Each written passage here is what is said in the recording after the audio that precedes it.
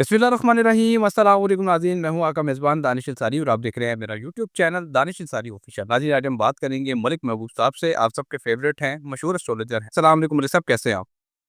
वालेकुम अस्सलाम, अल्लाह का शुक्र है। दानिश भाई, आप बताएँ कैसे हैं? अल्हम्दुलिल्लाह मलिक साहब, मैं भी ठीक हूँ। मलिक साहब, आज प्रोग्राम का आगाज़ बड़ी अफ़सोसनाक खबर से हमें करना पड़ रहा है और ख़बर ये है कि 217 अफ़राद ईरान में पुरतशद्दुद मुज़ाहिरों की नज़र हो चुके हैं।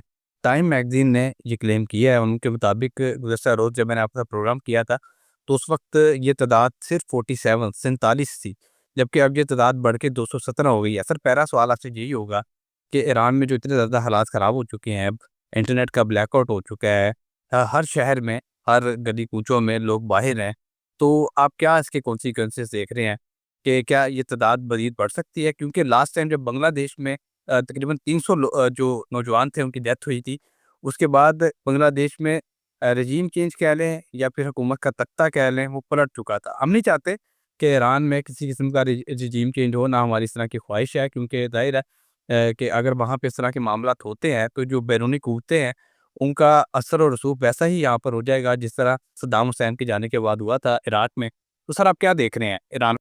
तो दानिश भाई, जो 24 से 48 घंटे हैं, ये मून की ट्रांज़िट से ईरान के लिए बहुत ख़तरनाक हो सकते हैं और जैसे मैंने आपको पहले भी बताया है, कोई बहुत बड़ा सामिया या कोई अटैक बहुत एंटिसिपेटेड लग रहा है। अगर ये टाइम निकल जाता है, तो फिर यूँ कह सकते हैं आप 11 से लेके 14 तारीख, 11 से 14 तारीख, मेरे ख़्याल से ये 11 तो कल ही है।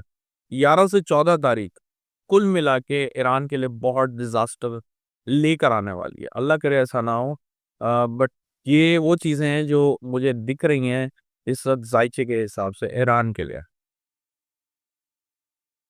ओके। अच्छा सर, ईरान कोई वाहिद मुल्क नहीं है जो इस वक़्त अमेरिका और दीगर यूरोपियन कंट्रीज़ जो हैं, उनके निशाने पर है। हमने वेनेज़ुएला में भी अमेरिका की कार्रवाई देखी और अमेरिका ने यहाँ तक कह दिया है, डोनाल्ड ट्रंप ने ये कहा है कि अमेरिकी मफ़ाद के लिए किसी भी मुल्क में कार्रवाई का हक रखते हैं। इसके अलावा डेनमार्क के हवाले से उन्होंने ये कहा है कि डेनमार्क भी क्लेम करता है ग्रीनलैंड पे और यूरोप के कुछ ममालिक हैं, वो भी क्लेम करते हैं और अमेरिका भी क्लेम करता है ग्रीनलैंड पे अपना इख्तियार। लेकिन अब अमेरिका ने ये दो टोक अल्फाज में कह दिया है कि हम ग्रीनलैंड पे कब्ज़ा करने के लिए आ रहे हैं और हमारा ये फैसला हो चुका है। जबकि डेनमार्क की तरफ से ऑफ़िशियली ये कहा गया है कि अगर वहाँ पे कोई अमेरिकी फ़ौजी दिखाई दिया, तो सोचना नहीं है डेनमार्क की फ़ौज ने, बल्कि कार्रवाई करनी है। सर, सारी दुनिया में अमेरिका की वजह से खलबली मच चुकी है। सिर्फ़ एक मुल्क नहीं, अमेरिका ने एक साथ कई ममालिक के साथ महाज़ खोल दिया है। इस ज़ायचे में ऐसी क्या चेंजिंग आई है कि 2026 शुरू होते ही ये खलबली सी मच गई है अमेरिका के ज़ायचे में? अ, एक्चुअली ये ज़ायचे में खलबली दिसंबर के एंड से थी। लेकिन सन की ट्रांज़िट हो रही थी और जो दूसरे प्लैनेट थे वो मूव आउट हुए हैं। जिस हाउस से वो मूव हुए हैं और जुपिटर और राहु के साथ ट्राइन बनाया है उन्होंने, उसकी वजह से ये चीज़ें बहुत ज़्यादा बढ़ गई हैं। और मैंने आपको अपने 2-3 दिन पुराने व्लॉग में भी ज़िक्र किया था कि ये जो शुरू के 4-5 महीने हैं, अमेरिका जो है अपना दोस्त जमाते हुए पूरी दुनिया पे दिखेगा। और अभी तो वेनेज़ुएला पे इन्होंने कब्ज़ा किया है। मुझे 2-3 ममालिक ऐसे जाते हुए आगे आने वाले दिनों में नज़र आ रहे हैं। तो यहाँ पे भी राइट्स और दूसरे मसले-मसाइल अमेरिका में भी होने वाले हैं। ये जो स्टेप लिए जा रहे हैं, जो पॉलिसीज़ बनाई जा रही है, इसके खिलाफ भी यहाँ पे बहुत ज़्यादा बड़े-बड़े मुज़ाहरे आपके सामने आएँगे। Okay sir. अच्छा सर, जो अमेरिकी फ़ौज है उसने बहरिया कैरिबियन में एक और ऑयल टैंकर पे कब्ज़ा कर लिया है। इससे पहले भी एक ऑयल टैंकर पे कब्ज़ा किया था और ये कहा जा रहा है कि ये रशियन ऑयल था जो कि अफ्रीकी ममालिक की तरफ जा रहा था। तो सर, आप क्या देख रहे हैं कि ताली इस वक़्त तो हमें दिखाई दे रहा है एक हाथ से बज रही है, अमेरिका की तरफ से कार्रवाइयाँ की जा रही हैं। क्या आइंदा आने वाले दिनों में दीगर ममालिक जैसे रशिया और चीन भी अपनी मौजूदगी का एहसास दिला सकते हैं कि भई दुनिया में हम भी मौजूद हैं? तो क्या वो अमेरिका के खिलाफ कोई कार्रवाई कर सकते हैं? अमेरिका के खिलाफ फिलहाल मुझे नज़र नहीं आता। फर्स्ट हाफ में कोई कार्रवाई, ऐसी मेजर कार्रवाई नज़र नहीं आती। जी, आवाज़ें उठेंगी, काफ़ी लोग एहतजाज के रोडों पर आएँगे, दूसरे ममालिक में होगा। लेकिन उसके बाद जून-जुलाई के बाद अमेरिका का जो है एक प्रॉब्लमैटिक फ़ेज़ स्टार्ट हो रहा है, स्पेशली फाइनेंशियल। तो ये चीज़ें जो हैं जून-जुलाई के बाद नज़र आती हैं। जो दूसरी आपने बात की चाइना की, चाइना का मैं ऑलरेडी बता चुका हूँ। चाइना आपको डायरेक्ट जो है अमेरिका के सामने नज़र नहीं आएगा। चाइना ताइवान के ऊपर कोई एक हमला करने जाएगा जिसकी वजह से अमेरिका ताइवान को सपोर्ट करते हुए इनडायरेक्ट वे में एक तरह से चाइना के आमने-सामने होगा। तो चाइना और ताइवान का इश्यू है, रशिया यूक्रेन का इश्यू है, तो अल्टीमेटली जितने भी ममालिक है उसके पीछे कहीं न कहीं अमेरिका के कनेक्शन नज़र आते हैं। तो डायरेक्ट वे में मुझे नहीं नज़र आता ऐसा कुछ भी फिलहाल, इनडायरेक्ट वे में ये चीज़ें चलेंगी अभी।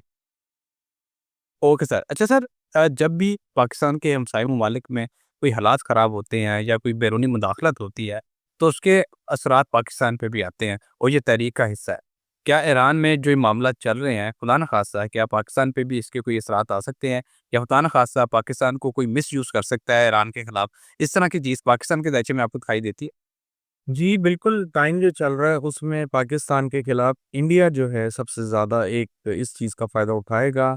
ये जो इतनी ज़्यादा उथल-पुथल चल रही है दुनिया में और जो पाकिस्तान के अंदर इंटरनल पॉलिटिक्स के मामला आता है, वहाँ पे मुझे ऐसा लगता है कि पाकिस्तान इंडिया फिर एकदम से आमने-सामने आते हुए आपको नज़र आएँगे।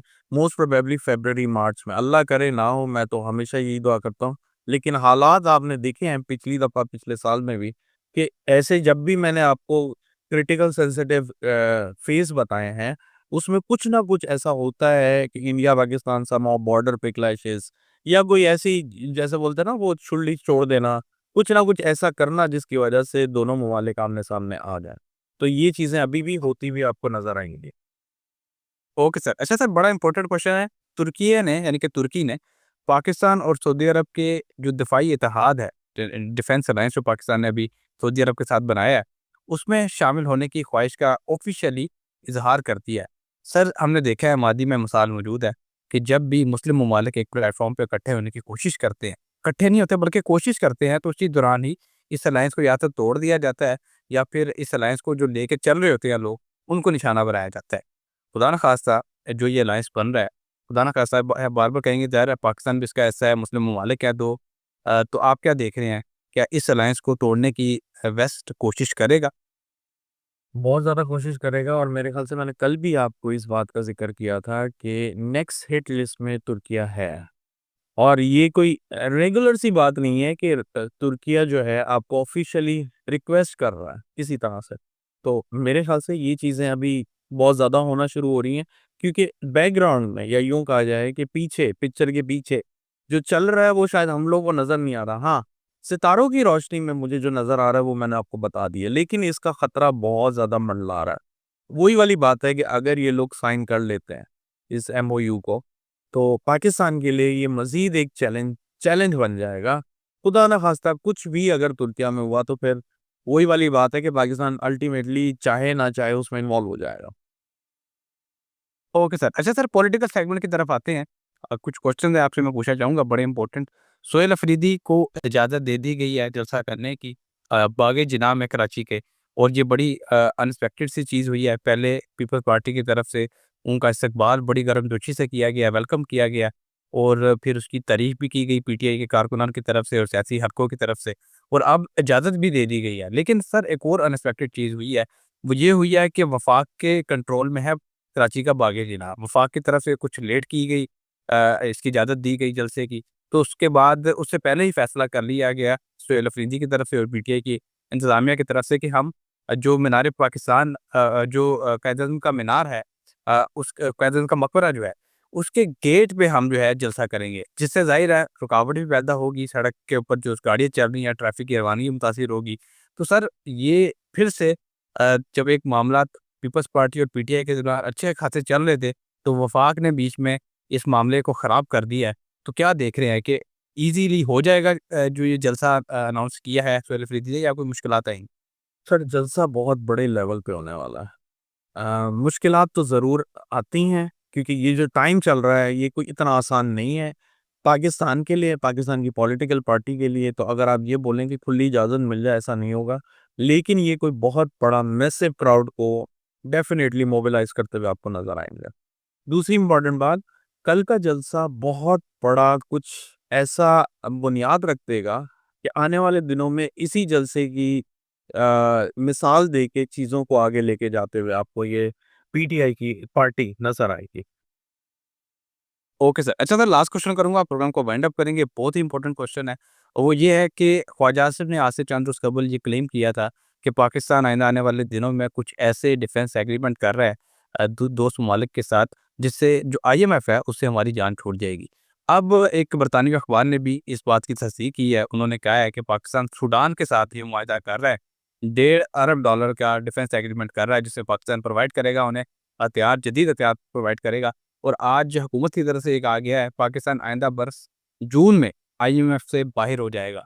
क्या ये सर वाक़ई पॉसिबल है, या अवाम को ट्रक की बत्ती के पीछे लगाया जा रहा है कि हम आईएमएफ से हमारी जान छूट जाएगी, जिस तरह 30-40 साल पहले से ये बात की जा रही है?